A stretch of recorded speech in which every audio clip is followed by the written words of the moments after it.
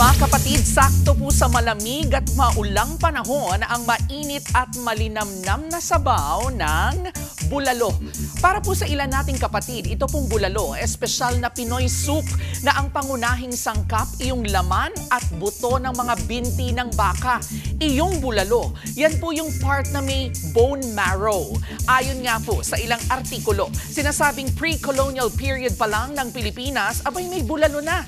Noong mga panahong kasing iyon, laganap na ang proseso ng pagpapakulo ng mga karne.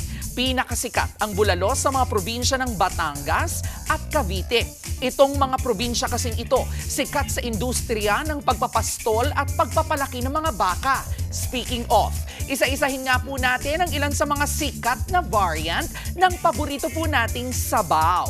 Iyong Batangas bulalo na itinuturing ng ilan na OG version, kilala po sa clear na sabaw nito at overload ng mga gulay tulad ng repolyo, mais, patatas, green beans at pechay. Sinasabi namang mas lasang-lasa ang bone marrow sa Tagaytay bulalo. Matagal kasi itong pinakukuluan sa mahinang apoy para mas lumabas iyong natural na beef flavor. Sa Cebu naman, meron po sila nung tinatawag na pochero na bulalo variant din. Pero ito, may saging, kamote at kahit na nga po chorizo.